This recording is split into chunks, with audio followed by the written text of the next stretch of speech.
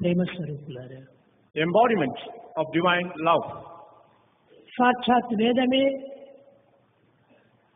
దివి నుండి భూమికి దిగి వచ్చినటువంటి Ramayanam. Ramayana is the epic which is nothing but Veda descended to the earth. వేదమునకు ఋగ్వేదం, యజుర్వేదం, సామవేదం, అథర్వణ వేదం అని 4 పేర్లు ఉన్నవి. There are 4 names for the Vedas: Rig Veda, Yajurveda, Samaveda and Atharvana Veda.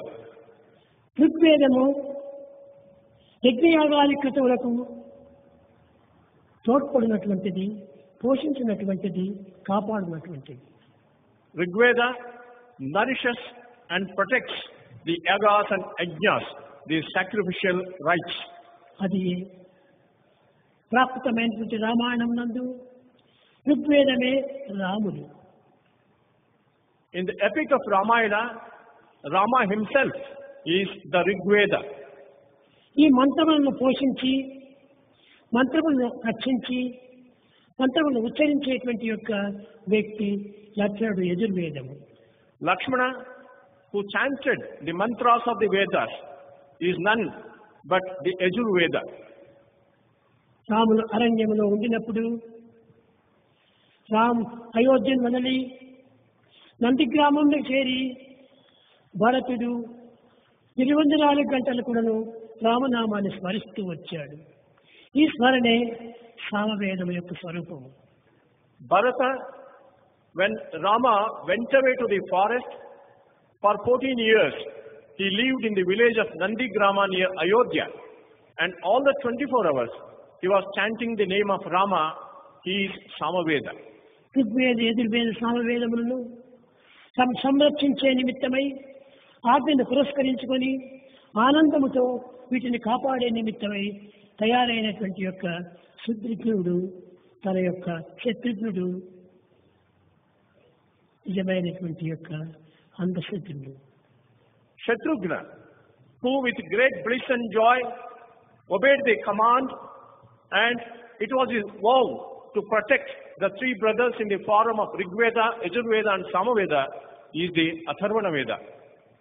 ఈ అథర్వణ వేద కేవలము దుర్మార్గములను, దుష్టులను, దురాచారములను, దుస్సంగములను దూరం చేసి సదాచారములను, సత్ప్రవర్తనను, సత్కులములను పోషించేటువంటిది అథర్వణ వేద యొక్క సారము. The essence of Atharvana Veda is to destroy the wicked failings, the wicked behavior and wicked people, and therein establish good thoughts, good deeds and good things. శత్రువులను సంహరించి మిత్రులను, పవిత్రమైనటువంటి వ్యక్తులను పోషించుకునే నిమిత్తమై జన్మించినటువంటి వాడు శత్రుఘ్నుడు, అనగా శత్రువులను ధ్వంసం చేయవాడు శత్రుఘ్నుడు. Shatrughna was born to destroy the wicked enemies and protect his masters and friends.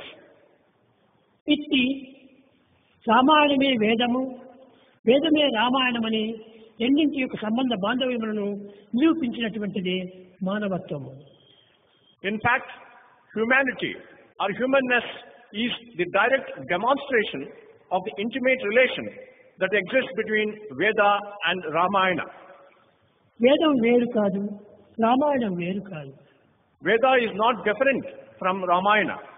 కేవలం దశరథ కుమారుని యొక్క పుత్రులు వీరందరూ కూడా రామాయణం యొక్క మిత్రులు. కానీ ఇంత మాత్రంతోనే మనము తృప్తి పడకూడదు. The 4 brothers who are the sons of Dasharatha are the heroes of Ramayana, but just knowing about them is not enough. ఎవరు దశరథుడు? Who is Dasharatha? దశేంద్రియముల యొక్క రథమే దశరథము. అనగా మన దేహమునందు 5 కర్మేంద్రియములు, 5 జ్ఞానేంద్రియములు రెండును చేరి దశేంద్రియములుగా ఏర్పడినటువంటిది. Who is Dasharatha? One who is the chariot with 10 wheels. It is nothing but the human body which has 5 cognitive senses and 5 conative senses. కనుక ఈ దశేంద్రియములమైనటువంటి యొక్క దేహము నుండి ఆవిర్భవించినటువంటి వారే రామలక్ష్మణ భరత శత్రుఘ్నులు.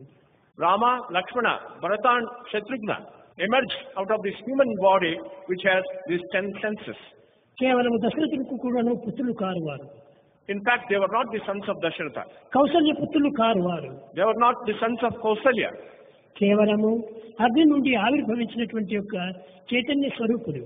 They were the very embodiment of consciousness which emerged out of fire. కనుక వీరి పుత్రులు వారి పుత్రులని మనం విభజించుటకు ఏమాత్రము అవకాశం లేదు. There is no scope for us to think they were the children of this earth. ఇట్టి పుత్రులైనటువంటి రామలక్ష్మణ భరతశత్రుఘ్నులు జగత్తులకు ఆదర్శవంతమైనటువంటి వారు. These four brothers, Rama, Lakshmana, Bharata and Shatrughna, were ideal brothers who set great ideals to ప్రతి the whole world. కుటుంబములకు, ప్రతి సోదరులకు, ప్రతి తల్లిదండ్రులకు, ప్రతి అక్క చెల్లెళ్లకు, అన్నతమ్ములకు ఆదర్శాన్ని అందించి ఆనందాన్ని చేకూర్చినటువంటి వారు Ramalakshmana భరతశత్రుఘ్నులు. Rama, Lakshmana, Bharata and Shatrughna, they set great ideals for every family, for all brothers and sisters and the whole world, and delight the whole world. విశ్వమందు ఇప్పుడు వెలుగొందుచుండును. The Lord shines in the universe. ఈ విశ్వమందు కూడా భగవంతుడంతా కూడా వెలుగుతూ ఉన్నాడు. God all the time shines. విశ్వవిభుని మైత్రి విడదీయరా అనేటువంటిది. The friendship between the universe and the Lord is inseparable. కనుక విశ్వమంతా కూడా కేవలము ఒక జీవుల చేత నిండినటువంటిది. The universe is full of beings. కాబట్టి జీవులే రామస్వరూపులు. And individuals are the very form of Rama. ఒక్క రాములు మాత్రమే రాములు కాదు, సర్వ జీవులు కూడా రామస్వరూపులే.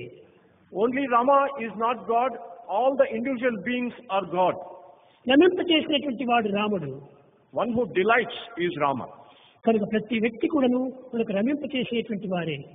Every individual should delight us. కనుక రాముడు అనగా ప్రత్యేకమైనటువంటి ఒక స్వరూపం కాదు. Rama was not a separate individual. ముఖ్యంగా మనం యోచించవలసినటువంటిది ప్రతి జీవి కూడాను రాముడు స్వరూపమే. What we have to recognize most importantly is that every being is the form of Eshwara Rama. సర్వభూతానాం God resides in ఈశావాస్యం ఇదం జగత్తు. the whole universe. జగత్ అంతా కూడాను దైవ స్వరూపమే. The whole universe is the very form of God. సహస్రశీర్ష పురుష సహస్రాక్ష సహస్రపాత్. The world we see 1,000 heads and 1,000 hands and 1,000 feet. ఆనాడు ఈ ప్రపంచంలో సహస్ర జీవులు మాత్రమే జీవిస్తూ ఉండేటువంటి వారు. In the world, in ancient times, there were only 1,000 beings. కనుకనే సహస్రశీర్ష పురుష అన్నాడు. That is why it was said God was having 1,000 forms. కాలము కదులు కొలది But later on, వేలకు దాటి లక్షలకు వచ్చింది. the population became into a ఈ few lakhs, లక్షలకు దాటి కోట్లకు వచ్చింది. and it became a few crores. ముక్కోటి స్వరూపుడు భగవంతుడు అన్నారు. Then they said God is in the form of 3 crore beings. 3 కోట్ల స్వరూపులు ఎట్లవుతాడు భగవంతుడు? How can God have 3 crore forms? ప్రతి వ్యక్తి కూడాను ప్రతి జీవి కూడాను ఒక రామస్వరూపమే. Every being, every individual is the form of God. కాబట్టి ఈనాడు ముక్కోటి కూడాను దాటిపోయింది. And today the population has increased much more. కనుక అందరూ కూడాను ఈశ్వర స్వరూపులే, అందరూ రామస్వరూపులే. All are the forms of God, all are the forms of Rama. కనుక రామస్వరూపం అనేటువంటిది ప్రత్యేకమైనటువంటిది కాదు. Rama's form is not a separate entity. వీళ్ళు ధరించి అరణ్యవాసం చేస్తున్నటువంటి సమయంలో రాముడు ఈ స్వరూపంలో ఉన్నాడు అని భావిస్తారు. And you generally think Rama went to the forest and he was having that form when he roamed around in the forest. సర్వమానవ స్వరూపులు కూడాను రాముడే. Every man in fact is Rama. ప్రతి మానవుడు కూడాను రామస్వరూపుడే. Every man is the embodiment of Rama. అందుకోసమే రామనామాన్ని ప్రతి ఒక్కరు కూడాను పెట్టుకుంటుంటారు. That is why every person has the name of Rama. Rama, Krishna, Govinda, లక్ష్మణ ఈ విధమైన పేర్లు స్మరిస్తుంటారు. And today we name our children after Rama, Krishna and Lakshmana. ఇలాంటి పరిస్థితి లోపల రామాయణము ప్రతి కుటుంబానికి కూడాను చాలా ఆదర్శవంతమైనటువంటిది. In such a situation, Ramayana sets ideals for every family. అన్న తమ్ముడు ఏ విధంగా నడచాలి, How should brothers conduct పక్క themselves? చెల్లెలు ఏ విధంగా మెలగాలి, How should sisters conduct themselves? తోడుకోడలు ఎట్లా అన్యోన్యంగా ఉండాలి How should the daughters-in-law of a family అని conduct ఇలాంటి themselves? ప్రతి వ్యక్తి యొక్క ఆదర్శాన్ని వాళ్ళు రామాయణంలో నిరూపిస్తూ వచ్చారు. In Ramayana, you find the demonstration of such great individual ideals. కనుక రామాయణం అనగా వాళ్ళ ఆదర్శాన్ని మనం అందుకోవాల్సిందే కానీ From Ramayana, we have to accept the great ideals. వారి యొక్క చరిత్రను మనం చదువుకొని తృప్తి పట్టడం మాత్రం కాదు. Just being satisfied with the story is not enough.